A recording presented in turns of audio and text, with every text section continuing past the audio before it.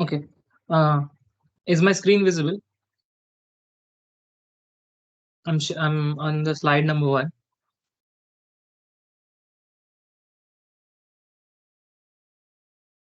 Okay. We'll wait for a few more minutes.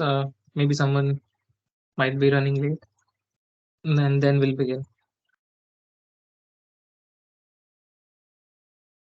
Meanwhile, can anybody confirm if till lecture 5 all the materials are available on the IEEE website? I've uploaded all the lectures, two assignments, the all the codes which I have discussed. Anything which was discussed in class and not available on the portal.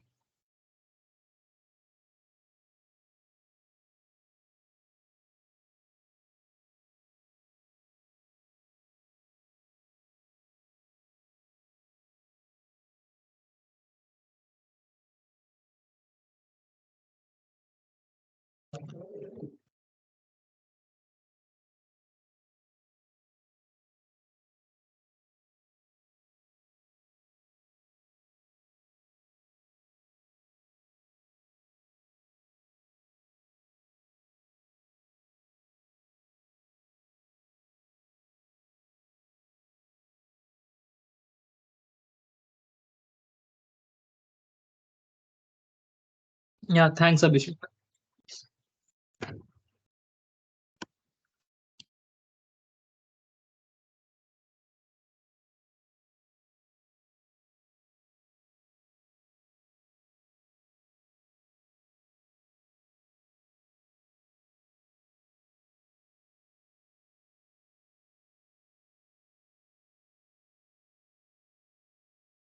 Okay, the recording is on. Okay, then we'll start.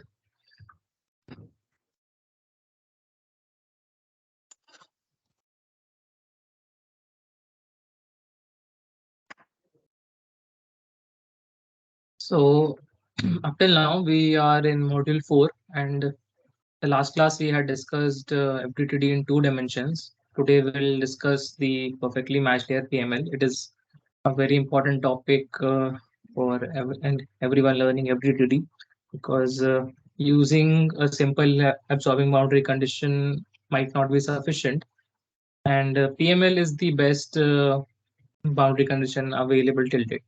So there have been modifications in this, but the basic idea behind all of them remains the same, which was given by Beringer. So we'll discuss PML.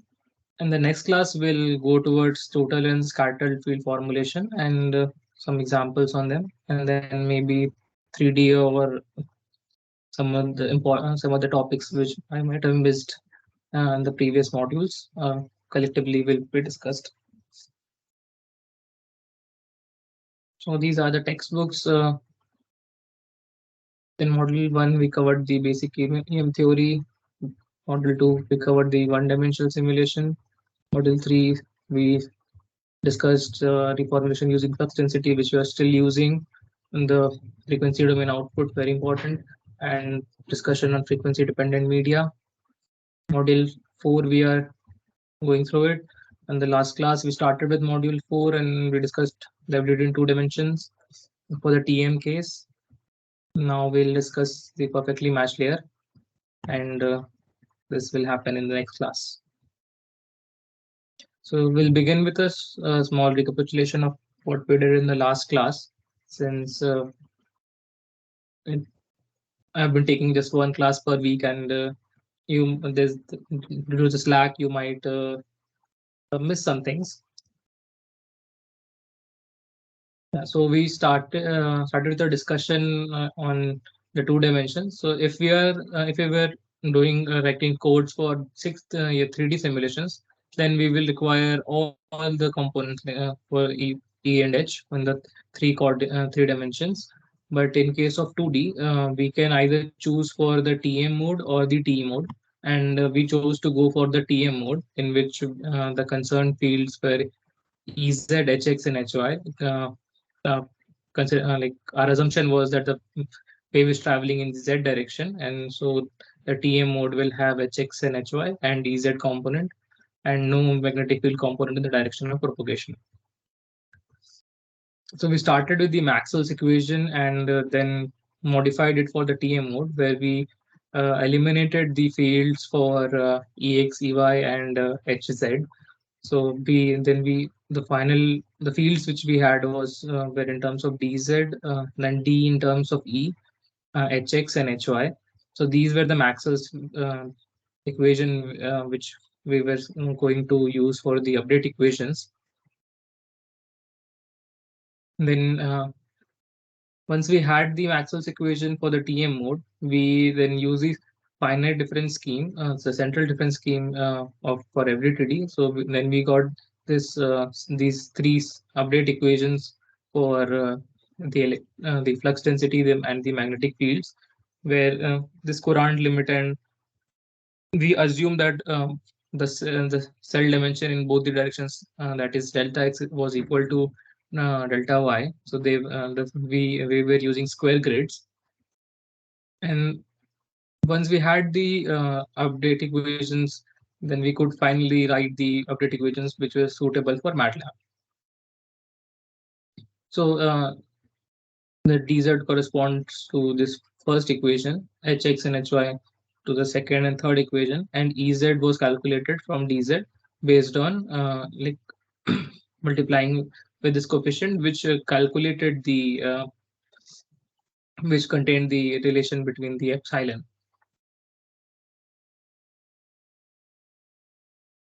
We looked at the code, so we'll just go through it once.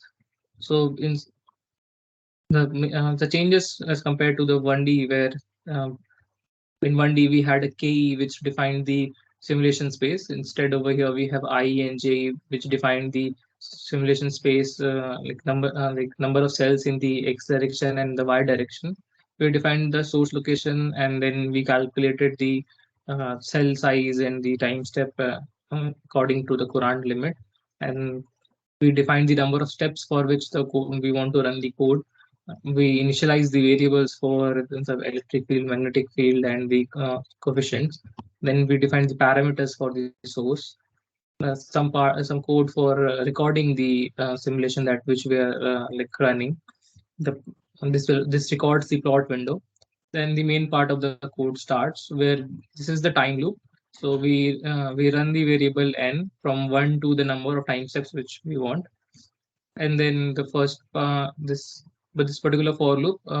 So we have a nested for loop so that we can run through both the variables I and j, which calculate the value of this flux density across the two-dimensional space. So we have already seen how these update equations were formulated from the Maxwell's equations.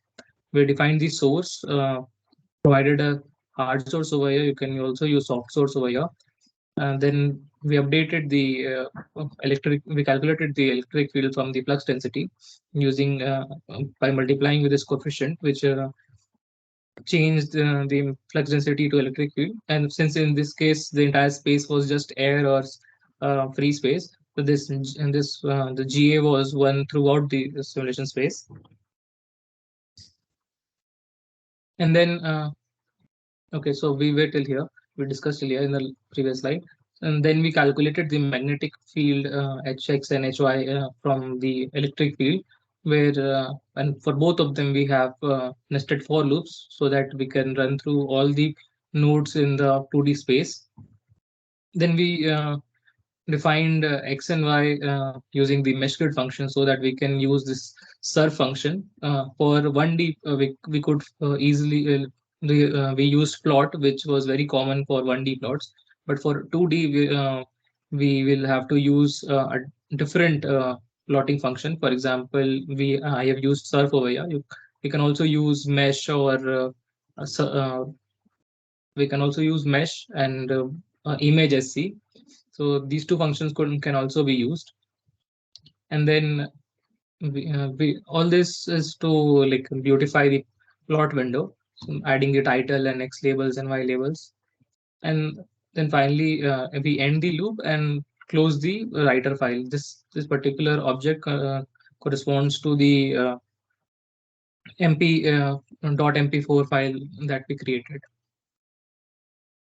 So yeah, that was all from the previous class, and then we discuss the assignment in a brief. So today, maybe I'll discuss this particular question, and the rest of these things, if you want me, we can discuss. Otherwise, like, I've not prepared separate results for all this. I think I've already shown a few of them in the last class. But if you want to discuss it explicitly, we can do it in next class. Otherwise, if you're satisfied with your own results, it's fine. If you have any doubts, you can come back to me in the next class or email me. I can add that thing, add those questions in the next class's material. So this particular slide is for question number 4, where like this was asked in last class, that what happens if we use a soft source. So this particular, okay, so on the top are the two soft sources. So this one will be a soft source, a soft Gaussian pulse, and this will be a soft sine pulse. This will be a hard Gaussian pulse, and this will be a hard sine pulse. We'll be able to see that in case of soft, when we use soft sources, the amplitude of the wave is less than the amplitude of the wave as compared to a hard source.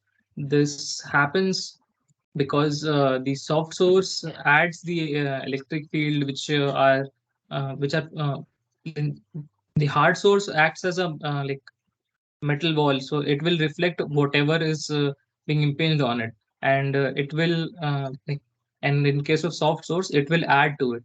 So the waves propagating around it will also pass through this particular soft source, which results in the diminished lesser amplitude of the wave as compared to a hard source, which does not get affected by the nearby fields, and its amplitude is maintained. Okay, I'll read the simulation. Think it will be better if you try to modify just modify the code in one line, and you'll be able to see the simulation more clearly. Okay, so I hope everyone has seen it. So in case of soft source, what happens is you are adding the electric field, or you are adding the field to the source.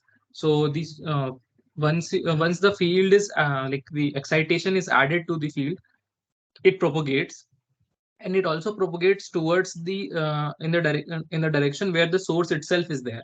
So it interacts with the source. So when it adds to the source, in this case over here, what is happening is the source itself is getting modified.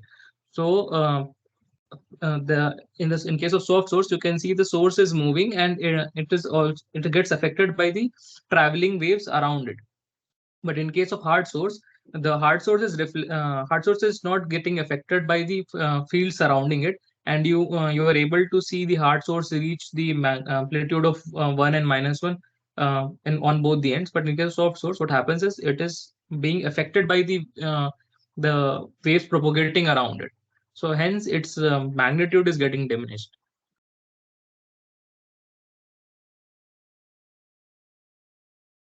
I hope this was clear. So yeah, next test questions. Maybe if you need me to discuss, we can discuss it in the next class. Or if you have any questions from these, you can ask now. I'll pause for some time. If you want to go through these questions now, and if you have any doubts, you can ask now.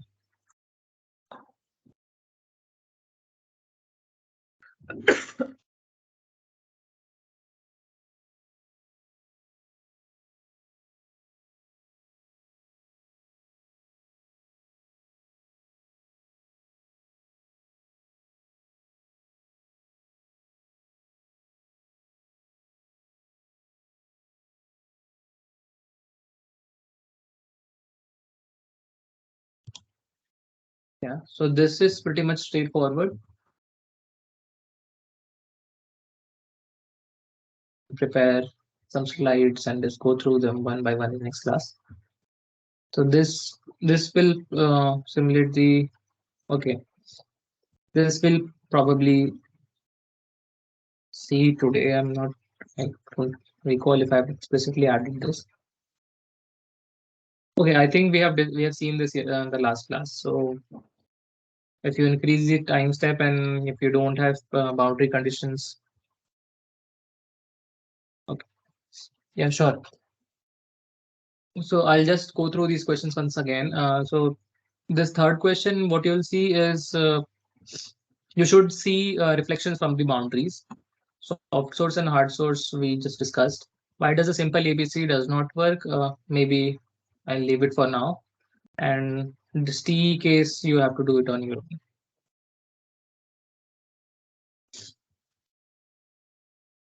Okay, so we'll start with today's material, which is this about.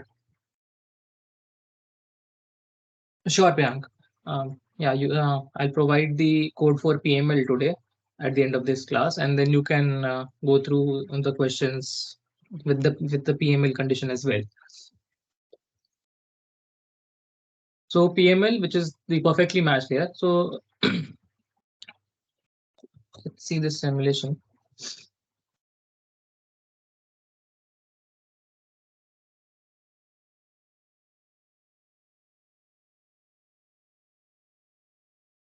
Yeah. So if you can see, if there are if we don't have proper matching conditions at the boundaries, the waves which the the pulse which was generated in the middle will travel towards the boundary, and at the boundaries they will reflect and get back to the point where the source was or a region of our interest was. So this will affect all these the measurements, all the data that we were looking forward to. So one, I'll use pen now. Yeah. So for instance, if we wanted to simulate, for example, let there be one source or there be one antenna, and we want to test a particular a meta surface or something. So the waves would travel to here and then reflect back. And for example, if we had the receiver, it's also over here. So whatever, for example, if all we wanted were to simulate would could be contained in this particular region, then one way was that we could make the entire simulation space very large and so that the reflections from the boundaries do not come back. But this is very impractical. The reflections from the boundaries will come back, and it is usually like we want to simulate it for longer time so that we can obtain more data. So and having a very large simulation space is impractical. We are limited in terms of this memory and this simulation time as well. If we create a very large simulation space, it will require huge memory, and also so and that and it is not possible. So what we needed was some matching conditions at the boundaries over here in this particular region. If we have some matching condition in this boundary, then what will happen is the traveling wave would come to this boundary, get absorbed, and the since I mean we will not have any reflections from here, which will affect our simulation space. So it is just written over here that the size of the area that can be simulated is limited, and if a wave is generated from a source, it will eventually reach the edge, and uh, then it will reflect back to the simulation space. And once we have this reflections coming back to the our simulation region of our interest, there will be no way to differentiate what was the real wave and what was the reflected chunk. And for this, absorbing boundary conditions have been an issue, and still now different groups across the globe are working on different conditions for this matching criteria. And in FDTD, we need matching boundary conditions. And PML was one of the solutions which is very stable. I think we have already seen this simulation. We'll just see this again. So without PML, we will see reflections from these boundaries. But in this case, there will be no reflections. You can see this everything gets absorbed even at the corners as well. See, no reflection. So no reflections over here, and this will keep on going on. So simulation time was kept till over here. If you keep if you keep simulating it for longer time, this will keep on going on. So Hello. yes, Priyank. Yeah, yeah. So from the previous slide, I did not understand that point. Like, why ABC is still Yeah, I could not not. get you. Can you No, repeat your question? yeah, from the previous slide, I did not get your that point. Like where you mentioned like ABC condition is. This is the reason why we are not using ABC before this slide. So you have one point. Yeah. Yeah. So this is the reason that ABC have been a issue because in ABC also we are like having the absorbing at the boundary. So Yes. why we are not means I'm not able to justifying myself like from these points we are not using ABC here and we are using PML. So can you explain the reason again? Okay, so PML is also an absorbing boundary condition. It is just that PML, the concept behind PML is slightly different from what has been for regular ABCs. So regular ABCs approach was totally numerical. PML approach was slightly different because if as we'll go through the class, we'll see that it starts with the formulation of matching the you consider this particular region as a different material, and you match the impedance for both the regions, and then after matching, then you do some numerical things to decay the wave in this region. But in regular ABCs, what they tried was to just match the waves at the boundary. The traveling wave should not get reflected back, and it was done. It had nothing to do with the material properties. It was totally numerical. So there are many other ABCs, absorbing boundary conditions, and they uh, they do it totally numerically, and this PML thing is slightly different in concept as compared to regular ABCs. And what happens is this regular ABCs do the PML usually gives reflections below this 10 dB, but this ABCs, there are ABCs which work as good as PML, but they are more complex. And PML, the basic PML which was given by Bollinger will give very good absorption as compared to these regular ABCs. So there is a slight difference in the concept, but ABCs.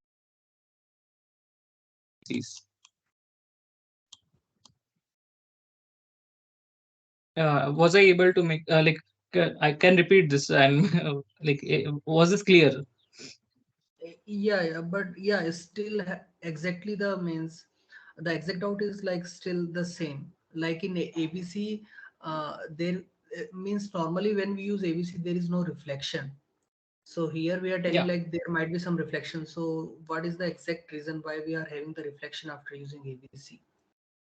So Even in the reflect, okay, so the previous class where we use the a very simple ABC in which we try to put the value of this node at this point. If you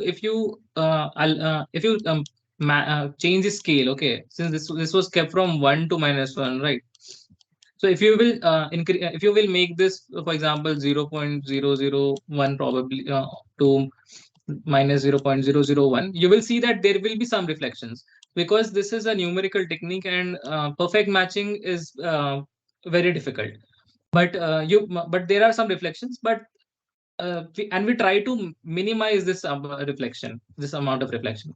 And in case of and the regular ABCs which are available, like no, which are different in concept from PML, usually have a little higher reflection. But and we try to minimize this. So the entire research on this PML is, or the ABC is minimizing this reflection. And FDTD requires boundary condition. For example, if you are using MOM, the boundary condition is inherent in that technique. But in case of FDTD, you will need this boundary condition, and the ABCs have usually have the regular or simpler ones will have more. When I say more, it is not very high. It is just that this has more reflection as compared to the PML boundary conditions. The PML is also a boundary condition, but again, it's slightly different in concept as compared to the regular ABCs. So once you have gone through the PML, maybe I'll be able to be better able to maybe distinguish between the regular ABCs and the PML concept. Okay, Yeah, so yeah, sure. if you have Yeah, you can go ahead. any, Yeah. yeah, maybe after discussing PML, we can come back to over here, and how this regular ABC is different from PML. We can discuss. Yes, yes, sure, sure. Okay, so this PML is again, this is also a kind of absorbing boundary condition, and this was developed by Berenger. And the idea behind PML is that if a wave is propagating from in a medium A and it impinges on a medium B, the reflection is given by this relation. Okay, so I think this is already known to everyone. So the idea is a wave is traveling from medium A to medium B, and the some we know the something some of it will get reflected back, and some will pass through, and this reflection is given by by this relation. But if uh, for example, if this particular medium had a uh, okay, eta A, this the impedance as eta A, and this region has impedance as eta B, and if they were different, we will have reflection. But if what if they were equal? If they will be equal, the wave will totally pass through, and we will not have any reflection. So we can remove the reflection if we make the impedance of these two regions equal. And when we consider regular media, what happens is the media will have epsilon and mu both. For example, this is epsilon A and this is mu A, and epsilon B and mu B. And what happens is this mu A and mu B in real material is usually just mu naught, or like this is uh, this is usually same when for our consideration, and what we are looking at is usually the epsilon. But in this case, what we do is we match the impedance, and what we do is, for example, this we have this epsilon for both the media, and we will change the mu as well, and make the media equal, and this particular region will form our PML. So maybe this might sound a little complex. We'll go through it. But the idea is to make the impedance of region A equal to impedance of region B. And once we have this matching epsilon and mu in both the regions, like this ratio is maintained, and we will make this region lossy so that the wave decays.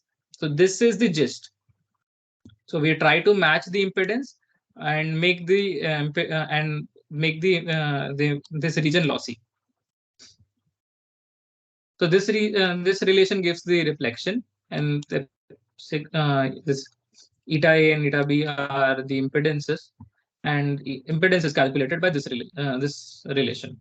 So usually we were looking at the epsilon. In this case, we will look at the entire formula, the entire thing together. So again, it is written as it is written over here that mu was considered to be constant, but now in PML we will vary this mu.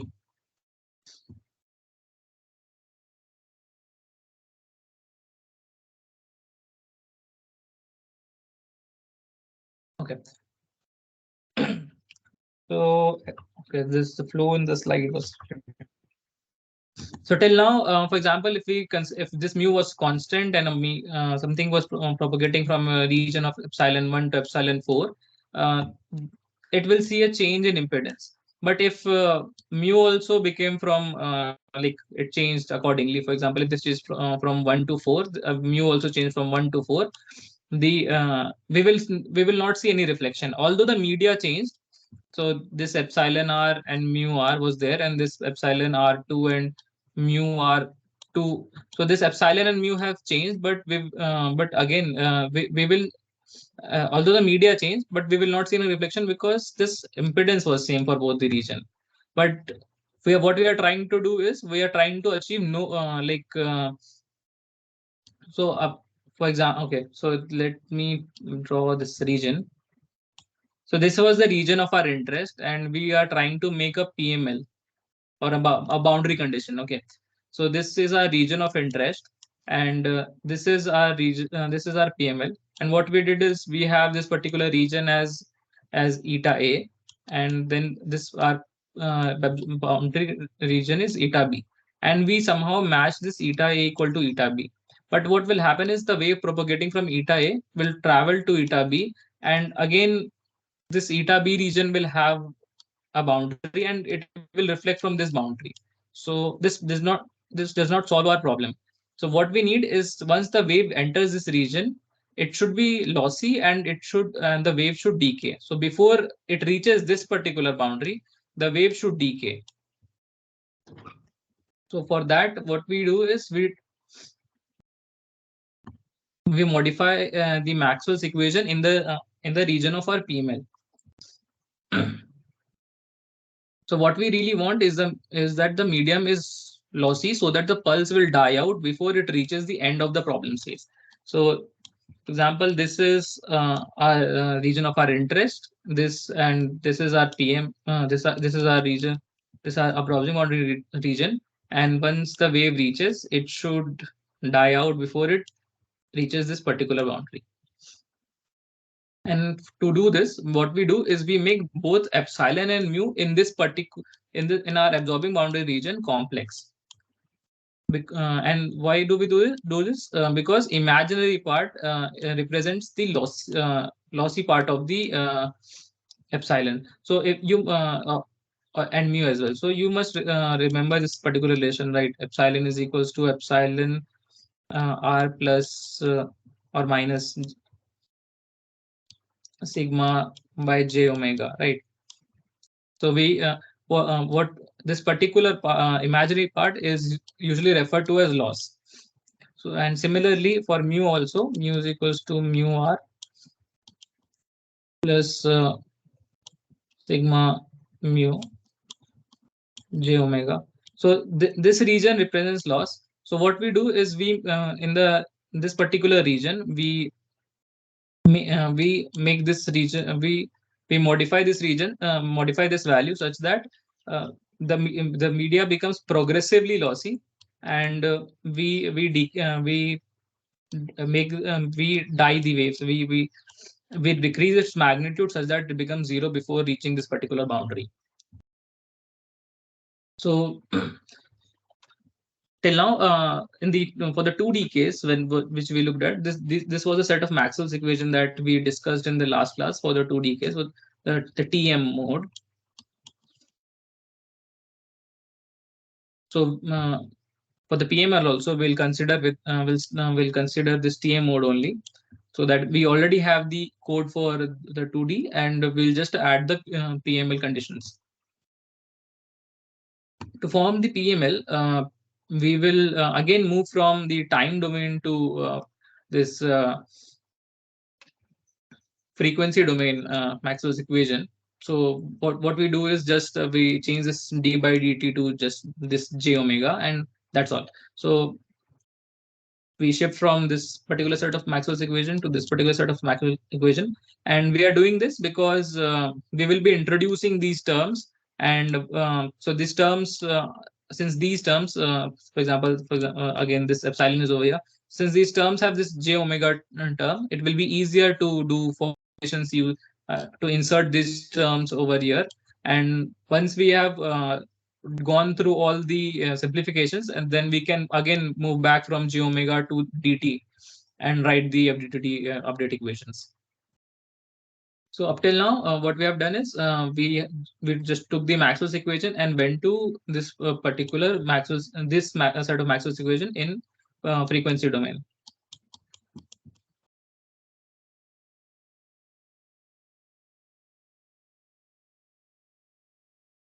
You must remember in the code which we are writing, we do not have epsilon and mu explicitly. You must remember that the update equations which we were writing were like E is equals to E something plus zero point 0.5 terms of h something h. So we had removed the epsilon and mu terms and just simply put the values of the Courant limit and got this value. So instead of rewriting all the equations, what we will do is we will keep the normalized units, and just the places we will add epsilon and mu, we will change that. The epsilon r and mu r part will only be affected, and will keep this as it is. So we are adding fictitious dielectric constants and permeabilities.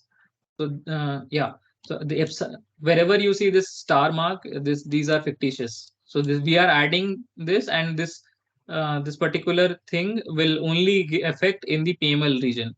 So if we this is the simulation space, and this is our PML region. So so although the update equations for all the this Maxwell's equation will be modified for the entire FDTD space. So for this entire space will get modified, but these fictitious epsilon and mu will only affect this particular region, and in this region we will they will not affect, and we'll make sure that by making these vectors accordingly. So okay, so okay, this figure is slightly changed. Anyways, this was supposed to be the g omega equations. I'm not sure what happened to this. Yeah, so this was a set of Maxwell's equations, and this was the equations in which we changed d by dt to j omega, and then from this particular set of equations, we will just add the fictitious permittivity and permeability over here. And we are adding these because one set of these are just vectors, that is one dimensional arrays, and we are adding them for the x direction and y direction both. So you'll have to bear with me. This formulation is for the PML. So, and in both, for all the directions, we are adding this mu and epsilon. So if this is our simulation space, and this is the x direction and this is the y direction. So and so this mu and epsilon will vary according in this direction and this direction. So this epsilon f z, okay, I'm not writing it properly. Yes, epsilon f z x varies in this direction, and epsilon f z y varies in this direction. So in the other direction, they will not affect.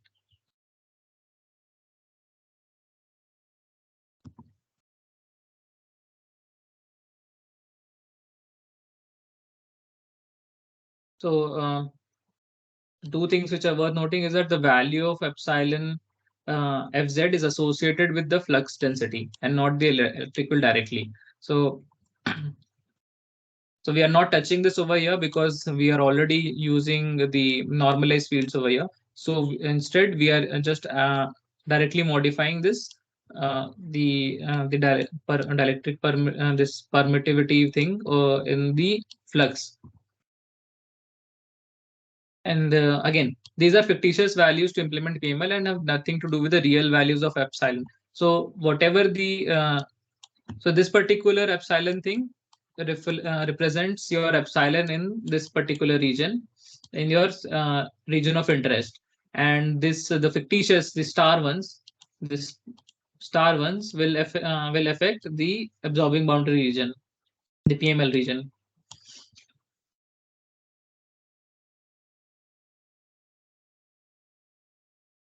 Okay, before we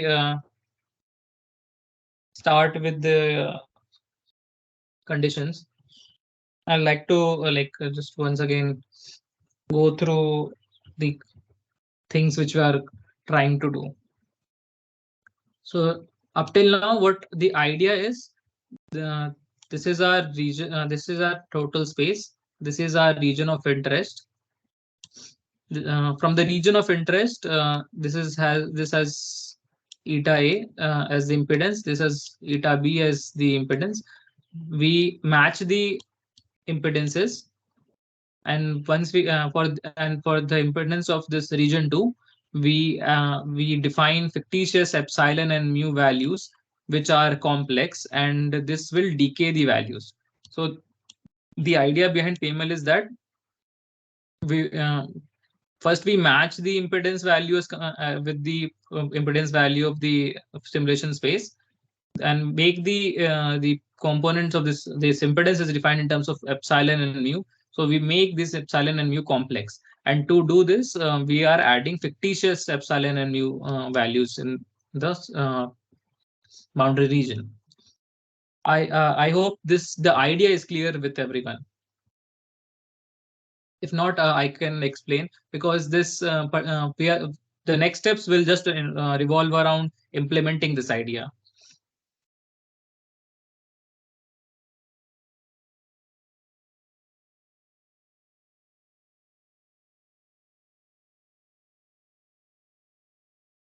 Okay, so to implement PML, we have two rules that we need to follow.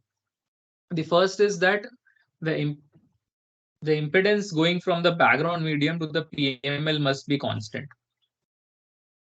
So which is what we discussed over here, that is eta A should be equal to eta B. So, and since in this case we have normalized the entire space, so this is 1. So you must you can recall we normalized everything using something root. We multiplied it with something root, some epsilon mu like that. So this particular thing becomes 1. And the second thing is that in the direction perpendicular to the boundary, that is, if we take the x direction, the relative dielectric constant and the permeability, that is this epsilon and mu, must be the inverse of those in the other directions, which is if we if this is our x direction and this is our y direction, so the variation of epsilon in this region, this epsilon, the way in which the epsilon fx is varying in this direction should be inverse of the epsilon fy. So we don't have to dwell much on these two things. So if we just follow this, we will uh, get the PML conditions.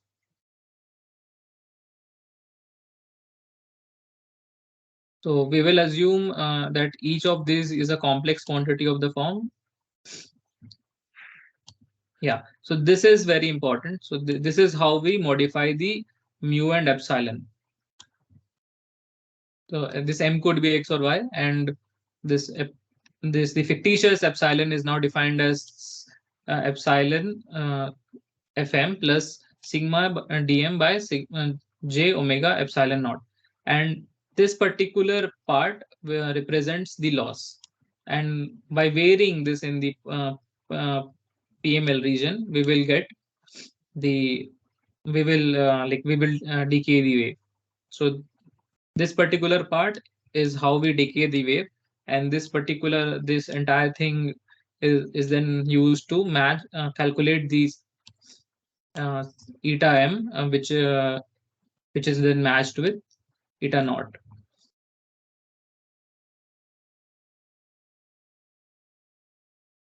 Now once we will have to select a set of parameters, and this this was given by the second law that we given by Sachs, and this so we choose this particular set of values. This we choose epsilon fm and mu fm as one, and we define sigma dm by epsilon naught equal to sigma hm by mu naught sigma d by so we are defining this, and this particular thing also satisfy this condition.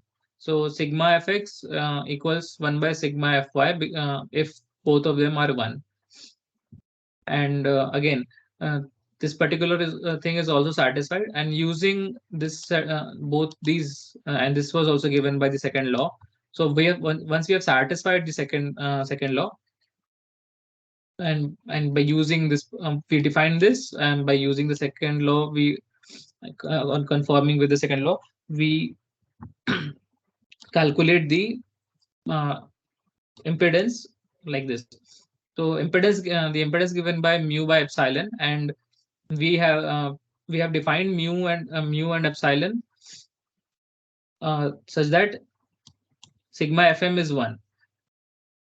So if we go back, so we saw that sigma star was given by sorry, epsilon star was given by epsilon plus sigma by j omega epsilon naught. So this was given in the previous.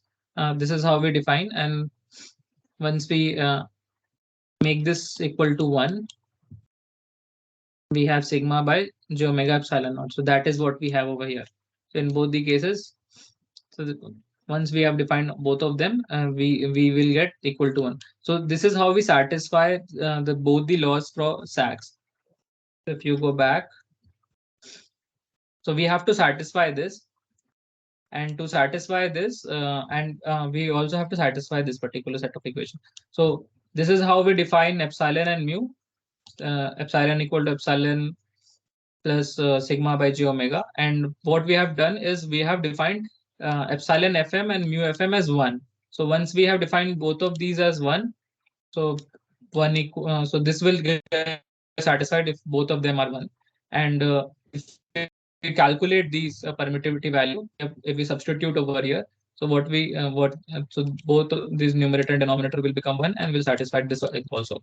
So if we choose this particular thing as 1, and we make the ratio of sigma dm by epsilon naught equal to sigma dm by mu naught. So if we will satisfy both these laws of Sachs. So this fulfills the first requirement mentioned earlier, and if sigma increases gradually as it goes into PML, it will cause dz and hy to be attenuated.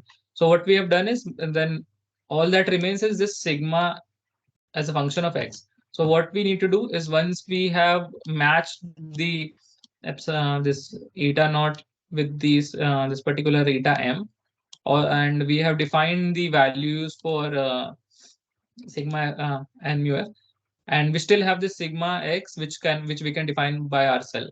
So all we need to do is then make the conductivity, which is a sigma, increase.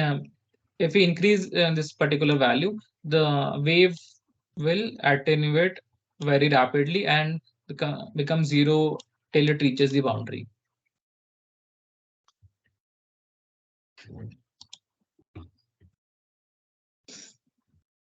So I'll stop over here. I think I've said a lot of things. I'll take questions if you have any till now.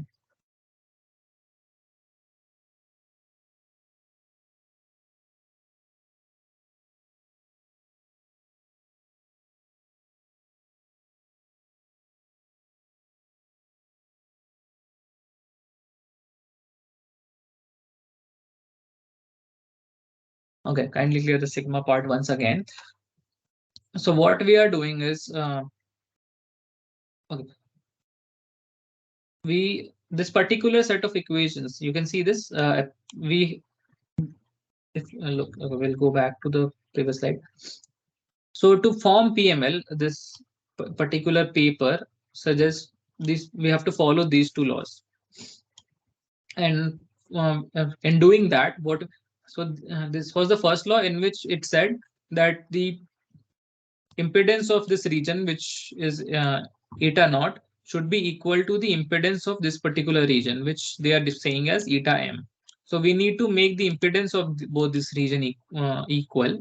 And again, the other law says that the variation of epsilon in the x direction should be inverse of the variation in the y direction. So if we choose them, both of them to be 1, we will satisfy this law. Okay. So, and similarly, if we choose both mu as 1, we will again satisfy this law. So this particular law is satisfied.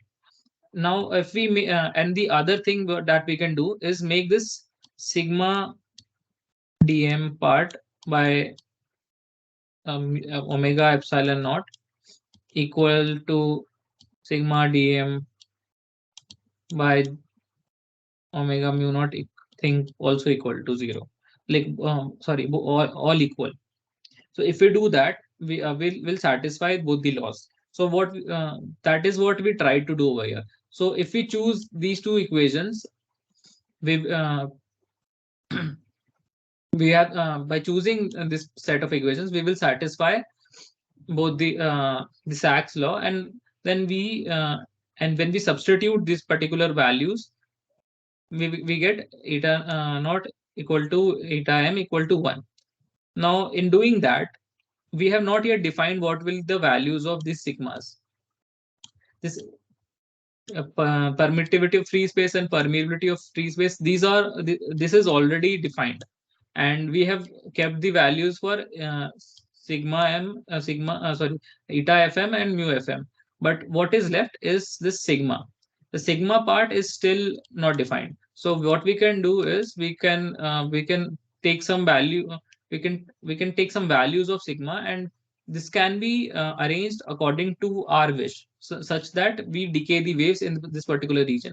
So the entire idea behind PML was, so once the wave traveling in this region enters this region, it should decay, and for it to decay, the sigma, which is the conductivity, or which represents the loss part, should be high. But and to do that, we keep some sigma value over here, and we can progressively increase the sigma value such, if we increase the sigma value very high, make it very high progressively, we can what will happen is the wave will decay. So we'll do that. So instead of keeping the sigma just a constant value over here, what we are doing is making it as a function of x. For example, if you are taking the PML thing in the x direction, we can have this sigma, or the conductivity value, increase with the direction, such that the wave progressively sees more lossy media and dies down. And this will again not give any reflections, because we are continuously keeping this particular ratio as 1. Since this particular ratio remains 1, it will again, this will see the entire region as a single impedance. So if there is no change in impedance, there will be no reflections. But if we continuously increase the sigma, which is actually the loss, the wave will die. uh, was I able to, like, make this more clearer? Okay. Yeah. So so we have already seen how to define, like, so for both the directions we have added this, the sigma and mu, and we have seen how we define this sigma and mu. And inside the sigma and mu, we now have made these one, and these are already known. The only thing remaining is sigma dm, which we have to define such that it increases in the media. And the rest of, and this part of the Maxwell's equation is remains the same. So we have already seen how to make the FDTD equations from this side. The only thing concerning is the left hand side in all the three equations. Okay, so to simplify, what we are doing is, now we are just considering the, for example, this, if we have this, this is our region of FDTD space, and taking the entire space at once will become more complex. So what we are doing is we are slicing it from here. So we'll just see this, but we'll see whatever is on this line. So if this is our x-axis, so we are just concerned with the x values. So we will now see what happens with the PML in this region, what happens with PML in this region, and you can use the same formulation to write the PML for 1D case. So instead of doing both at once, we are doing just the x direction. So hence, though the EFY terms have disappeared, we'll bring them back once we have understood like how to go about the formulation for the x direction. Then we'll do x and y both together. So we start with the Maxwell's equations, which have this g omega terms instead of uh, this dt terms. And we have seen how to define the mu and epsilon. So we will substitute the values for mu and epsilon on all these cases. And this happened because we, uh, we have defined, right, the mu fx should be 1 upon the second law said, right, this mu fx should be the inverse of mu fy. So to follow this, we have this fx part as inverse of the fy part, and for the since in this case we just have only dz direction, so this remains the same. This is not inverted. So now the set of Maxwell's equations which we have to consider are these set of equations in which we have this j omega term over here, j omega term over here, and 1 plus sigma by 1 plus sigma by j omega epsilon naught. Now what we do is we'll simplify these things to get the update equations.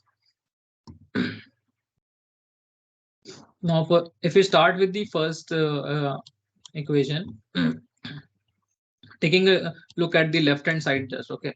So we this is the left hand side. We multiply this over here. So after multiplying j omega and d, we have this j omega d term, and we have sigma d by epsilon dz. So this we don't have any 1 by j omega term of one this 1 by j omega term over here after multiplying with this. And we know this j omega term is again derivative, represents the derivative. So we can for this particular term we can, using the central difference scheme, write this particular update equation, and for this term we can just take the average which we have already seen. So this is nothing new for us. So again, simplifying all these things, taking the coefficients common, we have this dz, one dz term over here and the other dz term over here, and we have all just this as coefficients. And on the right hand side, this is this we already know. So 0.5 times I think there should be a delta y or something over here. So some, or maybe something is missing. Okay, so this 0.5, I will remove this. 0.5 times hy, and yeah, hy in terms of dx and hy in terms of dy. Yeah, so we will have 4 hy terms. And all the terms from here have gone from, so this we, if we define as gi3, this and this as gi2, so we have gi2, gi3, and everything has been substituted accordingly. Yeah, so this is the update equation for dz, in which we have included the conditions for sigma d, which will eventually come in effect when we uh, put the value, put it value such that they die in the PML region. So all this thing remains the same. So hence we have this 0.5 coming over here, and GI1 and GI2. Okay, so after moving things here and yeah, so we actually needed to calculate the this term, right? So this the new term. So after dividing this term by this, we get GI3, and this particular term in itself becomes GI2. Yeah, so not very difficult if you just read it through. I'll just pause over here and take questions if you have any for the first equation.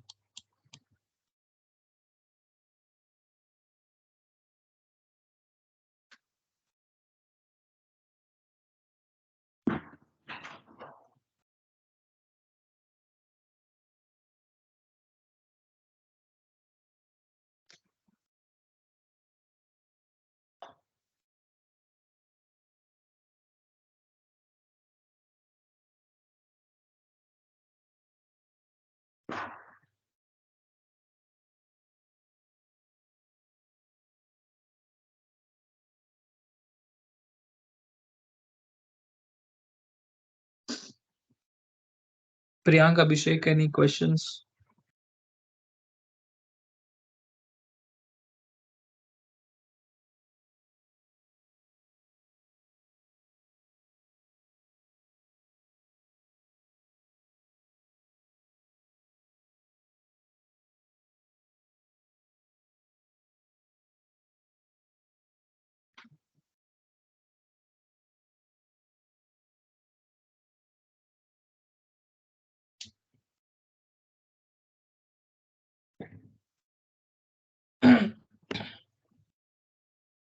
Okay, then maybe I'll go over it once again. So just in case if you have had any questions.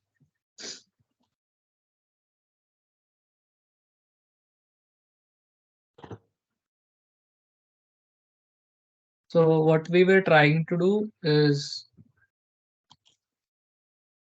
we are trying to solve for this particular Maxwell's equation, and we first take a look at the left hand side where we multiply this and this term across, so we get these two terms, and for this sigma j sigma d is essentially d by dt, and this can be expressed as the average. So this d by dt term can be given by this uh, part of the equation, which is formed by the central difference scheme, and the second part can be given by the average of two time steps. And now we just club these two terms together over here and these two terms together over here, and we get these two coefficients. And what we are trying to do is find out this particular term. So if we keep bring this to the left hand side and then divide the right hand side by this particular thing, so this will come in the denominator for this. So this 1 minus sigma something by 1 plus sigma something will become gi3, which is this term, and then dz over here, and the rest of the thing, the then this particular thing will become 1 by 1 plus sigma thing will become gi2, and the left hand side is very simple, as we have already done this in the 2D PML. So it will have for d by dx, it will have two hy terms, and for the y also it will have two hy terms. And this particular coefficient is then again given by this. And this is, I don't think this is anything. So yeah, that is how we calculate the electric flux density from the first equation. So I hope I guess there are no questions. So we'll move to the third equation first, and then we'll come back to the second equation. So since the second equation has some crazy thing going on by this negative, and due to which this term will come in the numerator. So we'll come back to this later. We'll first tackle the easier one. So the third term also has a very simple formulation. What we do is we multiply this and this thing. So we'll again get j omega hy plus sigma hy by epsilon naught which is equal to c naught times de by dx.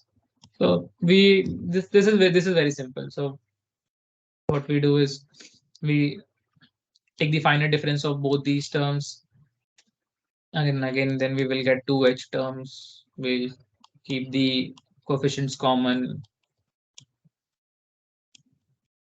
and we'll get something on the right hand side for electric field as well. And then we'll keep the latest thing over here, send this thing on the right hand side. So we'll have some h with coefficients with h plus something coefficient with electric field, and then we'll divide this thing over here. So we'll have coefficient upon coefficient and some coefficient upon coefficient. Um, so there will be, since there is just one electric field, we'll have E minus something E minus E going on over here, and that is what you'll get. So we'll finally get this Fi3 times the magnetic field, which should be here, and then you will have this dz minus dz, and you will have this coefficient term over here. So I think you can try doing this on pen and paper for more clarity. So this is what you will get. And this will be to verify, this will be the set of coefficients that you should see for with the magnetic field and the flux density terms. Okay, this, I think there's a slight mistake. This should be E over here, I believe. Yeah. Yeah, so that's all for the third term. I hope you were able to follow this. If even like you should get this. You can try this again if you even if now you're not able to do this thing entirely, but yeah, you will get this. So I'll pause over here just in case you want to take a look at this slide, and then we'll move to the. So we have already done this. We are at this, and this is what which needs some time.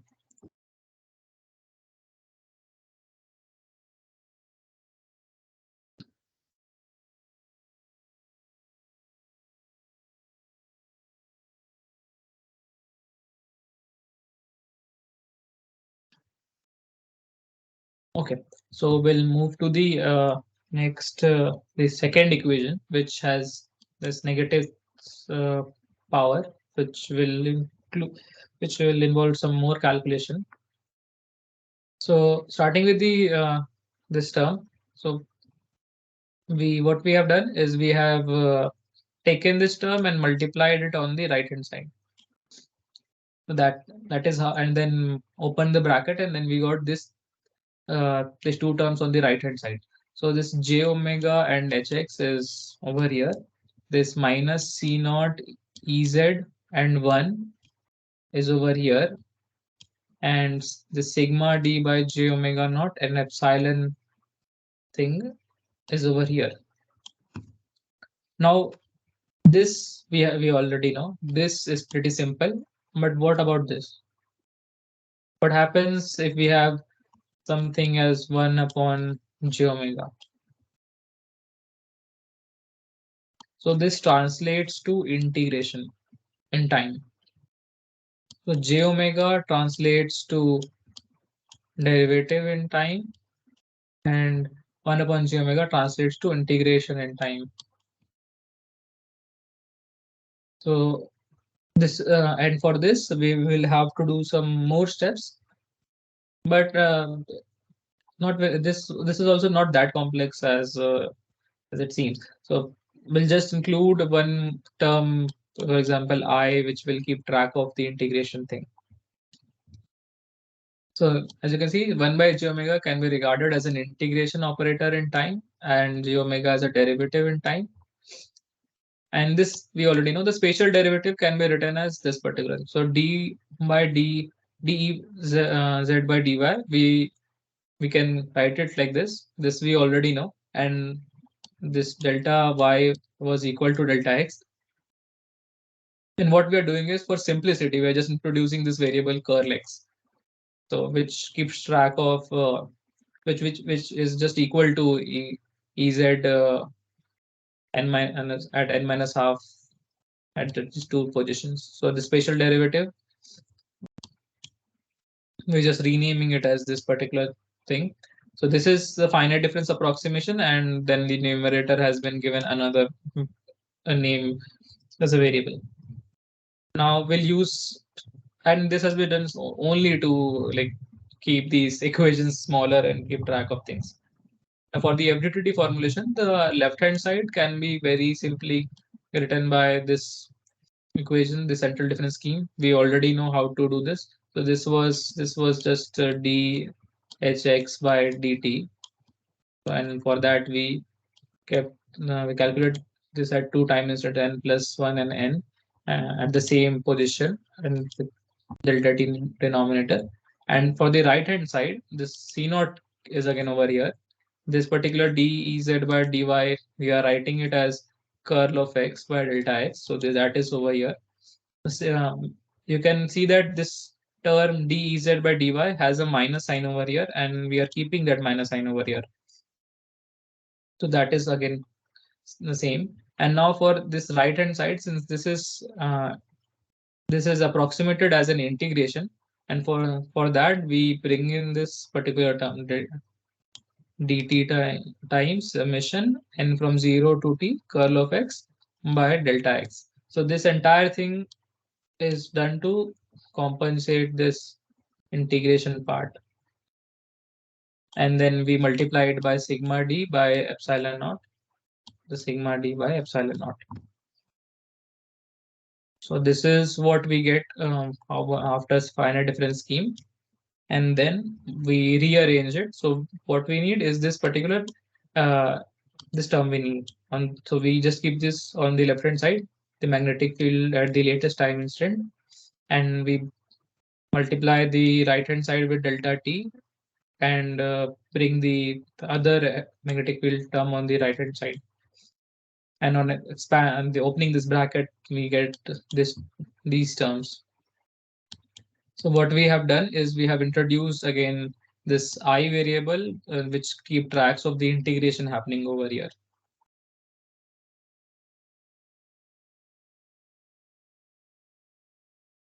Yeah. So to summarize,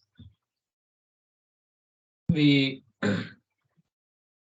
made this part rewrote this part in finite difference scheme as curl of x by delta x. We then made the finite difference approximation of the left hand side and the right hand side, and included this curl x by delta x term, and this kept the track of the integration part, and this particular term was written as it is.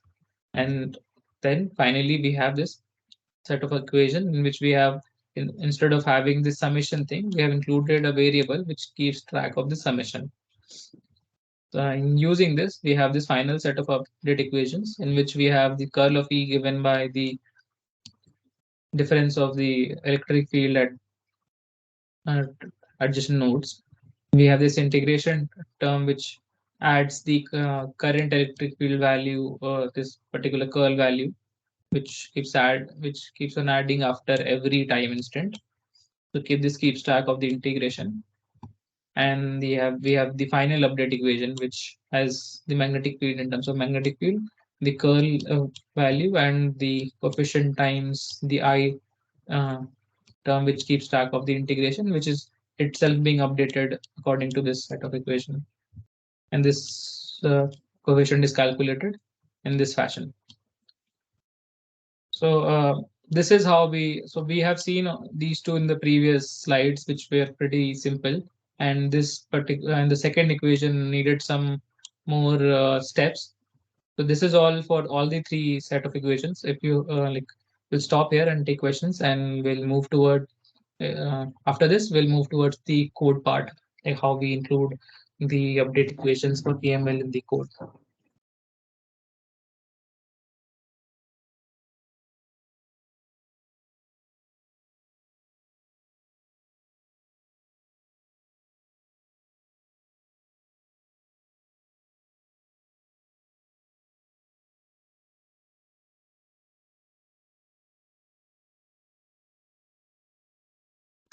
If needed, I can go through these all steps once again, or we can move to the next slide. I'll pause over here and let you read the slides for some time, and please let me know if we can proceed.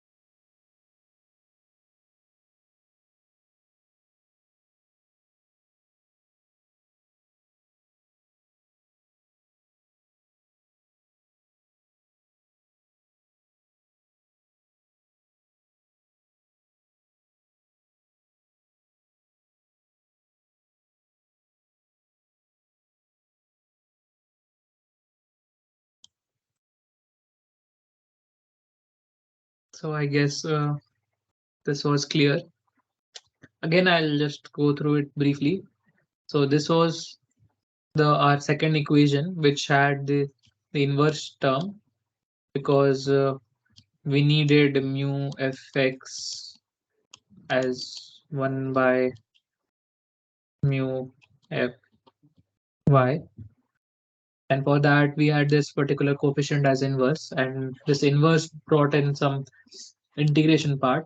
So what we did is we multiplied this over here, and when we opened the bracket we got two terms, and one had 1 by g omega in the denominator, which becomes an integration in time. So when moving back to the time domain and forming the finite difference scheme, we uh, we included we had to include this particular sigma term.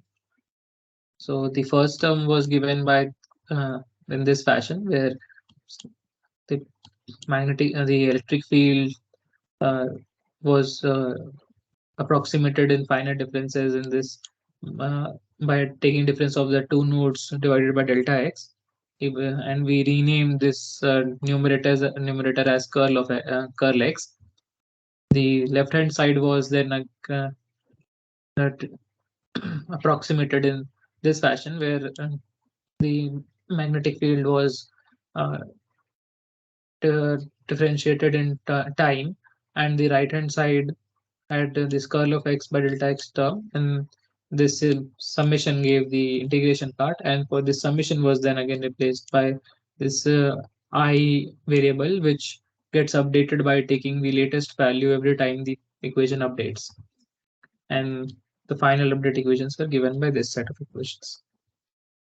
So we'll proceed to the next concept, in which how we vary the conductivity part. So up till now we have modified the update equations for PML.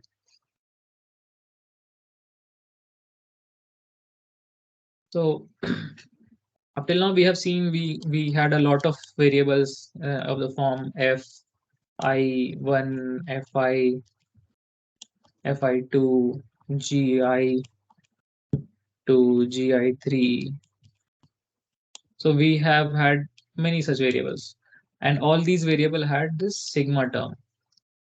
Now, instead of like varying, keeping a sigma value and varying it separately, the same. We can directly vary these all coefficients.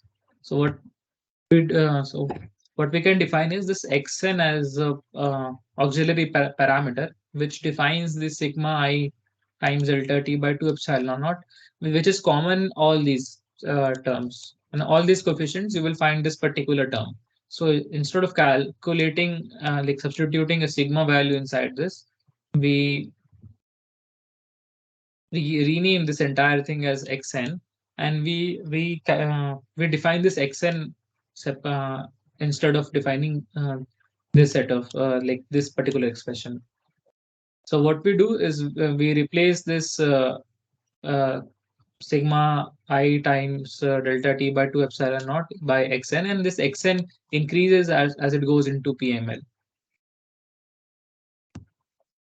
So we are defining this xn by and this by this particular expression, and this expression is essentially formed empirically. So this is formed empirically, and mm, nothing real about it.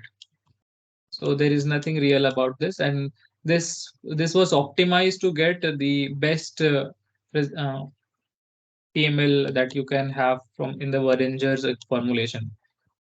So all these values like this 0.33 and this power over here has been obtained by via like simulations, and uh, no justification for why this particular three. It is just that it works well at this with this power and this coefficient. So so what we are doing is, instead of defining the sigma, we replace the entire thing by xn, and we calculate the xn by this expression, in which this length PML is a number of nodes that you are defining for PML, and this I refers to the position inside the PML. For example, if your simulation space is still over here, and when you start going into the PML thing, so this particular boundary where you first hit the PML is one, and then as you progress towards inside, you will encounter 2, 3, and then finally the last node will be the length PML. And for and at all these values, you can calculate these this xn. So your xn will essentially be 1 upon length PML power 3 multiplied by 0.333. So which is a very small value over here, and then it will keep on increasing as it goes inside.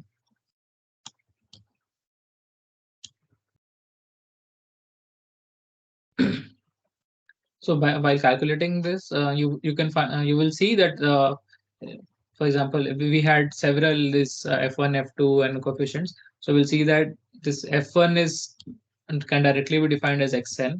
G1 will gi2 will simplify to this 1 by 1 plus xn I term, and gi3 will become 1 minus xn I by 1 plus xn I. So all of them will become something of this form, in which you will have only xn as the dependent variable. This will vary with the direction of in the direction of x, and you can define the xn by this equation. So up till now we have already found out the update equation for dz, hx, hy. The remaining thing was the calculation of the coefficients fi and gi.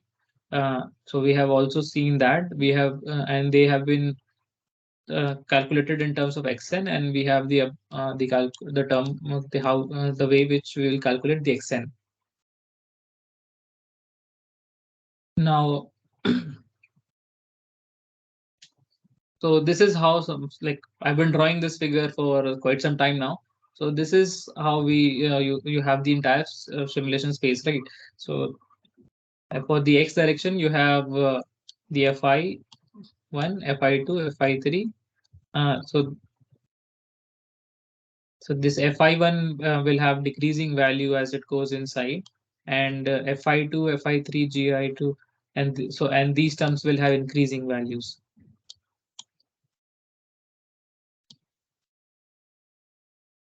So this will all like these are just observations which will which you will be able to see like once you are defining xn, and you can see the GI values. This we saw in the previous slide, and this is the typical range where you calculate using this expression. So fi1 is essentially xn. So this will range from 0 to 0.333. This is the maximum value that it will attain. At I equal to length PML, it will become 0.333. And the other values will also vary accordingly depending upon what these values are.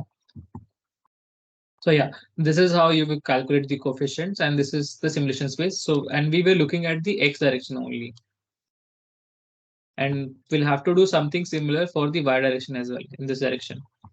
So the next part of the slides will have we'll see the y direction, and this formulation will be similar, and then we'll directly jump into the code. So I'll pause over here. Take any questions if you have the formulation for of PML in the x direction. So we have done the formulation in x direction, and we have seen the update equation for dz, hx, hy, uh, gi, n, whatever this n may be, the variables f, I, and n, this different for 1, 2, 3, 4, this the coefficients, and this were all calculated on basis of the xn auxiliary variable that we introduced, and we have seen how we calculate xn by using this update equation. And this was all for the x direction.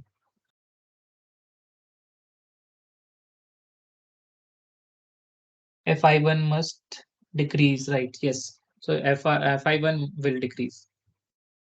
Yeah. So yeah. So the small mistake I think I did in the previous slide, I think I was discussing. So yeah, this length PML, this is small. Yeah.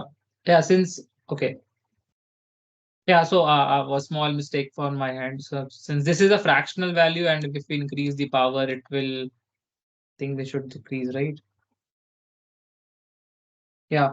Yeah. So sorry, my bad. Yeah. So this fi this xn will decrease with time. Yeah. Sorry, my bad.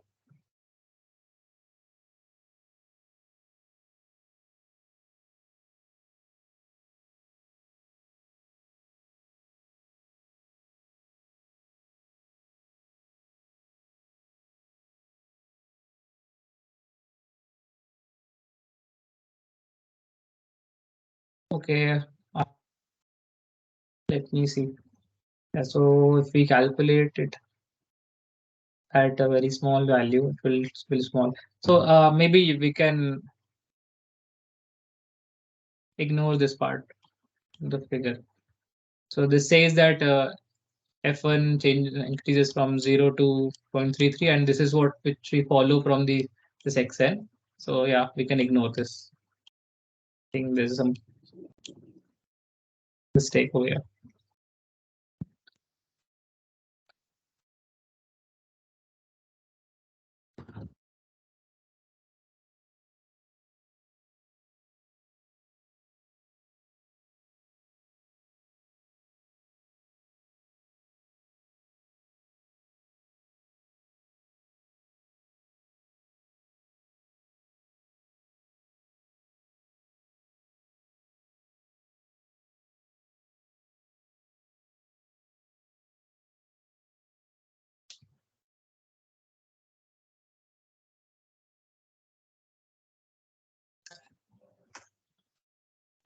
Okay, so yeah, so Fi1 is equal to Xn, and Xn will should increase from 0 to 333. So yeah, so which, let us ignore whatever was written over here. My bad. Follow this thing. We just need to stick to this particular way in which the update equation was calculated, and this will work fine. So we have used this in the code. Let's skip this thing. Yeah, this works fine. So these are the observations which like I took the snap from the book, and yeah, skip this. And yeah, so till now we have seen how do we calculate things from like how we got the update equations, we got the coefficients, xn, and the update equations that we have developed till now will be true for the entire space. So although these were meant for the PML region, we will use the same update equation in the entire space. And what we'll do is we'll just make this Fi10 and Gi1 and Gi2 and Gi3 equal to 1 in this simulation region. So what will so this will make the terms which were like, yeah, in the update equations wherever these coefficients were added, so they will reduce to the regular TM update equations in the main space, and in the boundaries they will be calculated in this way. So if you see the update equations, once we go here, so for example, if it just make this Fi10, so what will happen is this particular term will go back to 0. And what we'll have is the regular update equation that we had over here, the hx in term calculated in terms of this E field. And similarly, if we go back to the update equation over here, for example, this if we make this 1, so this will all come back to the normal update equations that we had for this dz.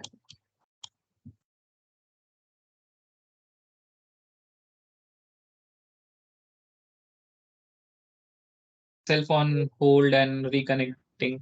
I hope I'm still audible.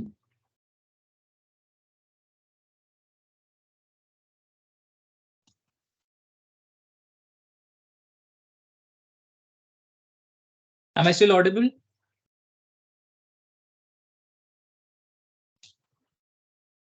Uh, okay, okay. Something wrong with the internet. So yeah, so we have seen how to calculate these, and in the main space, what we need to do is make Fi10 and Gi2 and Gi3 as one, and the in the main region, the PML equations will return back to the normal equation, and in the boundary region, we know how to calculate these coefficients. Yeah, so that's all for the x direction. And for the y direction, we will have to do the same things. Uh, so we'll go over them quickly. So these were this was the set of equations that we had for the x direction, where we just ignored the y terms. So now what we have is we'll include these y terms, and we'll go over the same calculations that we went through for the x case. So for the first equation, it will be very simple since both of these are very similar. A few more terms will be added. For the second equation, it will be for this case, this will be simple because we are adding a very simple term. And in third case, again, this particular the -1 thing comes over here. So whatever we did for this term will be followed for this term. Yeah. So this was a set of equation that we like formed for the first equation. Yeah, so let's take a look at the first equation where we had just the x term. And for just for the when we had just the x term, we had Gi3 and Gi2. And so when we include the y term as well, we will have Gj3 and Gj2, and they will be defined in the similar fashion. So you can also refer to the textbook by Sullivan. Maybe reading it will be more clear. So the book by D.M. Sullivan. So yeah, everything will be same, and you will just you will get these two terms, and this particular thing remains the same. Similarly, well, let's take a look at the third equation. For the third equation, we are adding this negative term over here. Okay, so this will include all those integration things. So so we follow whatever was used for hx in the previous one. So which will include again this curl of e thing going on, and then we'll have this integration term over here, which will add to its previous value the curl of e term, and we'll have this and finally we'll have the update equations, which will have this which this fi3 was already there, fi2 uh, and fi j1 will be will be added. So yeah, everything what we did for this term will be done for this term, and we'll get these three equations. Similarly, we'll do for the middle equation as well. The second equation will now include this term, and this since this particular thing, and for this particular thing, we'll have they've already seen this curl of the e thing going on, and yeah, so pretty much everything remains same. This I the same for the summation will become the integration will summation become the integration will become summation, and this will become this I term. We'll have this fj, fi, and fi3, yes, fj3, fj2, and fi1 term. So yeah, you can go through the Sullivan book. I won't spend much time on this because we have already gone through it, and now I think this will become tedious if we go through these steps again. So yeah, so we have we saw we saw the dz the update equation for dz in for only x direction, hx and hy, and then we included the y terms as well. And we already know how to calculate the g and f coefficients in terms of xn, and we know how to define xn. So we are good to go for to formulate the write the code, and again the this fi1, this fj1, and all these things will be calculated by in this fashion only. So you can go through the book and see how this was done. This DM Sullivan.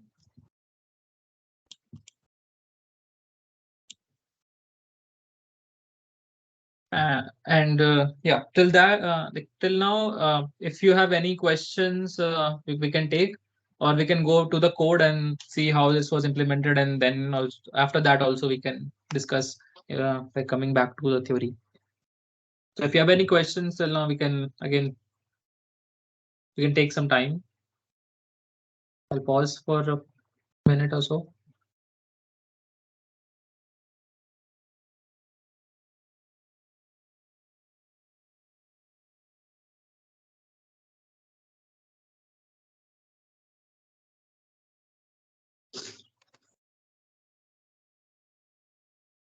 So the key thing over here is how we are defining this section, and the crazy part is that this has been found out empirically.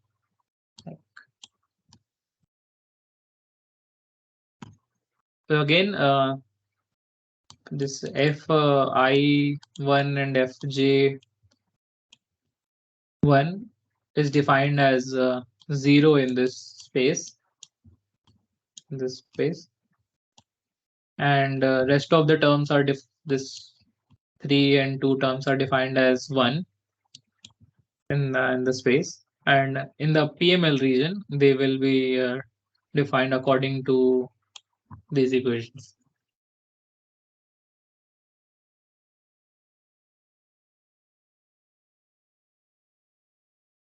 So we'll move to the code. Yeah, so the code is a little lengthy because we have included too many variables now. This particular part remains the same. We define the space, we define the source location, we define the permittivity, we define the cell size based on the we've seen taking this lambda by 10 criteria. Then we define the time step based on current limit. We define the number of times steps for which the code is to run.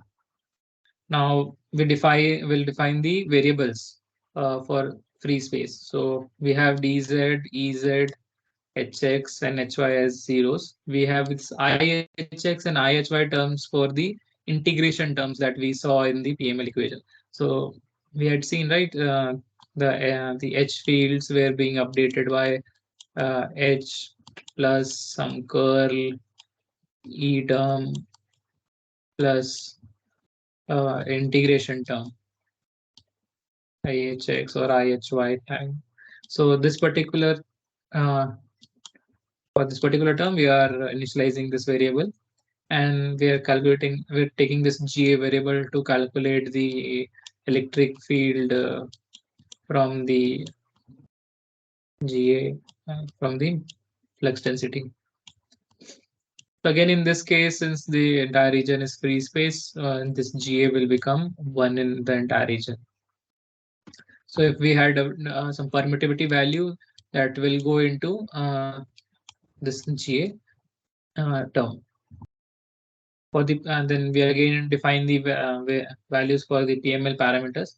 So we saw that for the entire space, we will define the GI2, GI3 as 1, FI1 as 0, FI2 and FI3 as 1, and similarly GJ2 as and GJ3 as 1, and Fij as 0, and Fj2 and Fj3 as 1.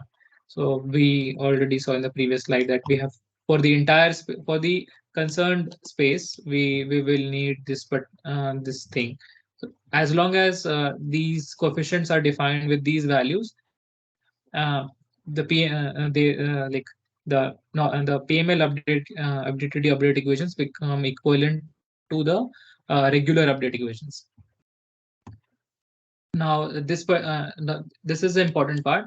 From here over here, we are defining the uh, the xn that we saw. So we are calculating xn and updating these variables at the boundaries. So at the boundaries region, we have to calculate the values for this GI1, GI2, all this G and F have to be calculated at the boundaries. Inside region has been defined as either 0 or 1, and at the boundaries we are will calculate in this loop. So what over here what we are doing is we are running a loop from 1 to the number of PML cells, and this PML number of PML cells is defined as NPML. So, and at each step, what we are doing is we're calculating xn, and xn is again like calculated like this. So we are taking 0.33 and we're multiplying this by this xn term, which and this is to power 3. And now this xn is given by xnum divided by xd, and this xd is the number of is the cell number which we saw. Is the number of length PML length. So we saw that this was length PML. Length PML was there in the denominator, and in the numerator it was uh, the cell number. So that is again kept over here as n PML minus I.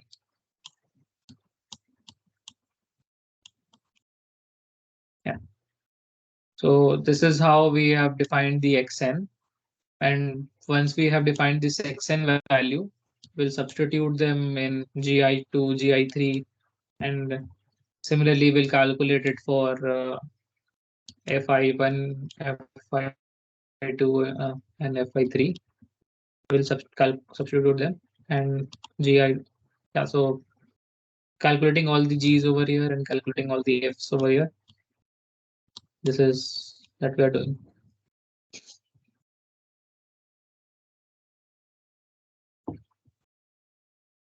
So any questions still over here?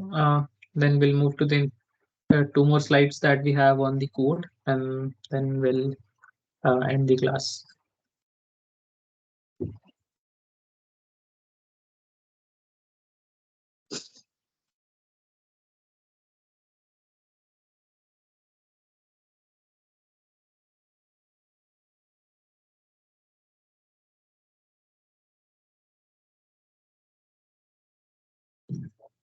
Okay, so we'll move to the next slide. Similarly, like the previous slide was, this was for I, which essentially we are referring, whenever we are using I, we are referring that we are doing it is for the x direction. So after doing for the x direction, we'll move towards, we'll use this variable j to denote for the y direction. And similarly, in the y direction, we will calculate the xnum and xd and then calculate xsn, and this is then substituted over here to get the value of xn. And once we have calculated this xn, we calculate the g variables, the g coefficients, and similarly we do it for the f coefficients.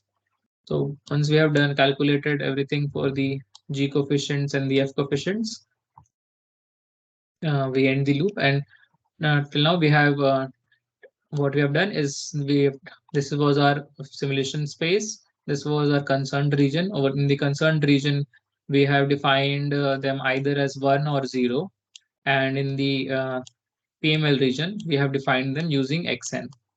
So this loop essentially runs from 1 to npml in this direction, uh, considering this is the y direction, and this in this direction as 1 to npml. So in this region and this region, similarly in this region and this region, we have defined the values of G and F. So after doing this, we end the loop for this and then define the source. So this is not new to us. We open a file to save the video file, and then we begin with the loop. So the main part of the code will remain the same.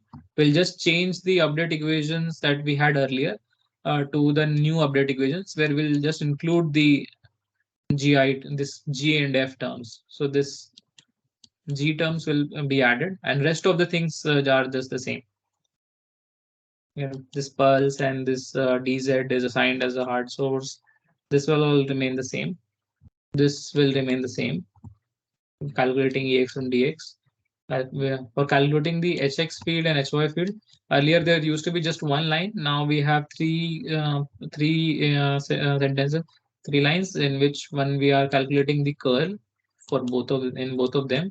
We're calculating this integration term in both of them, which is based on this F term. So if this F term become, if I1, if J1 becomes 0 in the simulation region, uh, in the main region, so this will basically reduce to the regular update equation. But if and in the PML region where this is non-zero, this will act as the PML update equations. And the third equation in which we have this FJ term.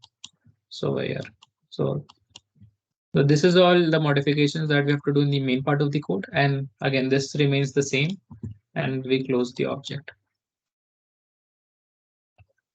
So that was all for the code. I think this was a lot of material for just one class. And this is why I separated this from the previous class in which we saw the 2D update equations, and we are not discussing the total and scattered field conditions in this class as well. So because this PML part is a little complex as compared to the rest of the FDTD thing. Uh, if some parts of it, if you were not able to follow, I'll recommend you to go through the Sullivan book, because whatever this, like if you want to like go through the class lecture and the Sullivan book, that will be good. And if you are reading the book by David B. Davidson,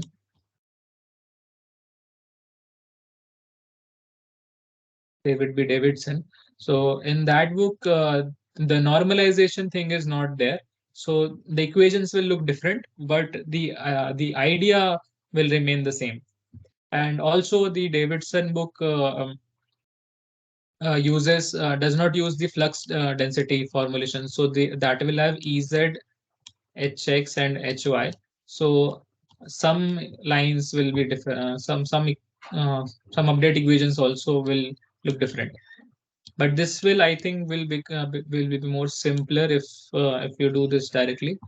So it's up to you. Either you can go through Davidson and do did this for this case, uh, or maybe I think that has the TE case, and the Sullivan book will have the TAM case with the flux density, and we followed this in the class. So you can choose either of them to go through the it by yourself. Both Sullivan book also has the code written in MATLAB and Python. There are two books. For the Davidson book, they have given the update equations, but not the and few snippets for MATLAB, but not the code entirely. This particular code has, is follows the concepts from Sullivan and written in MATLAB. The Sullivan book has code in this C and Python. So yeah, so that is all for the 2D part mostly. We just have one more small topic, uh, and we can take questions if you have from any part of the lecture that we discussed. I'll stop over here.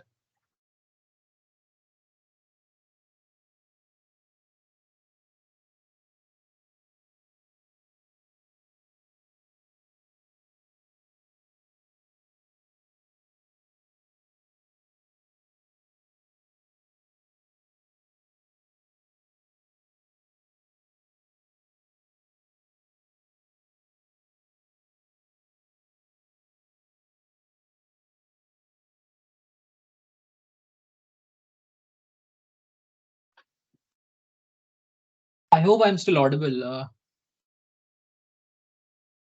Maybe if you don't have any doubt, you can just confirm that I'm audible, and you can go through the slides at your own time, the lecture as well. Yeah, sure. Yeah, I think this today's class was pretty heavy due to the amount of the material uh, delivered, and yeah, there was no easier way to discuss PML. So yeah, take your time. We'll meet again in the next weekend. So till then, you will have sufficient time to go through the material. Even for me, I would have got lost through the while going through such an elaborate topic in such small time. So yeah, it's fine.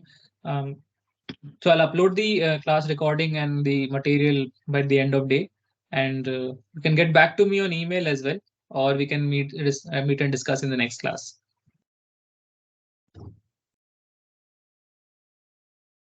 So I'll stop the recording over here.